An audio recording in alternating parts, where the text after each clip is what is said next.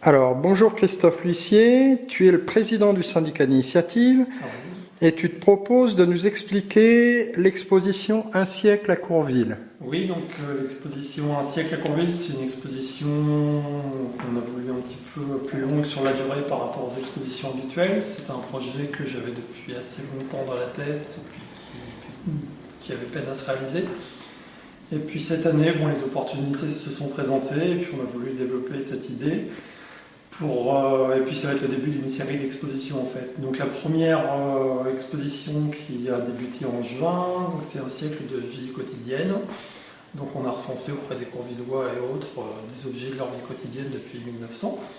Et on a rassemblé un bric-à-brac un petit peu de luxe, on va dire, avec des objets des plus insolites et aussi des objets un peu plus costauds. Alors elle est en deux endroits, il y a deux étapes en fait. On a reconstitué les vues de Courville, on a retrouvé des anciennes cartes postales, on a fait une exposition en plein air qui a eu un énorme succès puisqu'on va comptabiliser à peu près 2000 personnes, je pense, sur les 2 mois.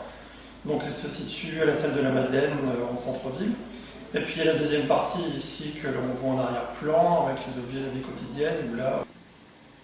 Alors tu peux nous parler Christophe de l'objet que tu as dans la main? Donc l'objet que j'ai dans la main, c'est un des objets insolites de l'exposition qui s'appelle une patience. Donc c'est un objet qui date du début 20e, donc 1900. Donc l'idée de cet objet en fait, c'était pour permettre aux soldats d'astiquer leurs boutons. Donc ils mettaient ça autour de leurs boutons et ils astiquaient le bouton sans tacher le costume. Et c'est un objet qui nous a été prêté par Monsieur Allemand, je crois, de mémoire, qui fait partie des généreux prêteurs de cette exposition. Alors on a d'autres objets insolites aussi, donc un presse-personne du début du siècle aussi. Donc parmi les objets insolites de l'exposition, on a un objet, moi c'est mon coup de cœur en tout cas, un presse-personne qui date des années 20-30 et puis qui a la particularité d'avoir un cadran à l'envers en fait. Et donc la personne en se pesant dessus, regarder son poids à travers le miroir qui est dans les années 50, un vieux poste à galène qui était très encombrant et puis de comparer aujourd'hui à un petit appareil comme ça, un petit baladeur comme P3 que je ne vais pas citer. D'accord. Oui, d'accord. Ah oui, j'ai pas pu résister Christophe à l'envie, puisque je sais que tu es photographe professionnel, de te demander, cet appareil photo.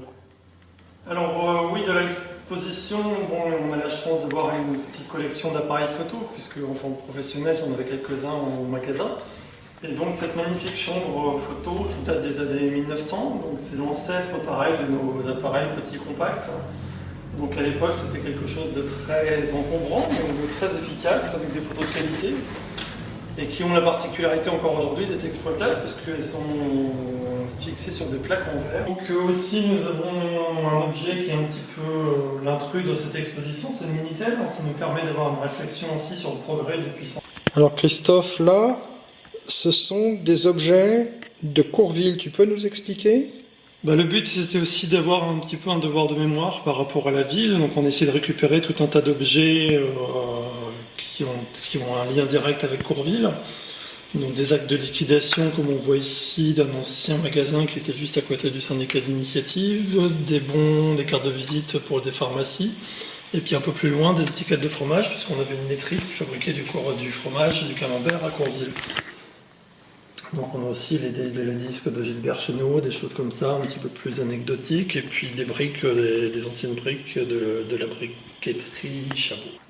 Donc dans les objets propres à Courville, nous avons aussi deux siphons qui nous ont été prêtés, qui appartenaient au bar de la rue Carnot, et puis des accessoires de pompier, un casque de pompier début 1900. Oui, alors tu nous as présenté le syndicat, l'exposition Un siècle à Courville. Mais quel est le calendrier des expositions du syndicat? Alors là, pour cette année, il va nous rester 2 expositions. Donc une qui va commencer au mi-août, donc ce seront des céramiques et de la sculpture avec Catherine Alonso qui va nous amener toute une série d'œuvres. Donc on sera dans un contexte un petit peu plus artistique. Et puis pendant les médiévales, pendant le mois de septembre, on va avoir une exposition d'enluminure et de peinture par une artiste qui nous vient du Mans. Et puis bien sûr l'événement phare de l'année, les journées médiévales, les 18 et 19 septembre, avec plein d'animations, et je pense qu'on en reparlera sur un autre sujet, mais on est en pleine préparation, et on espère encore avoir beaucoup de monde sur cet événement.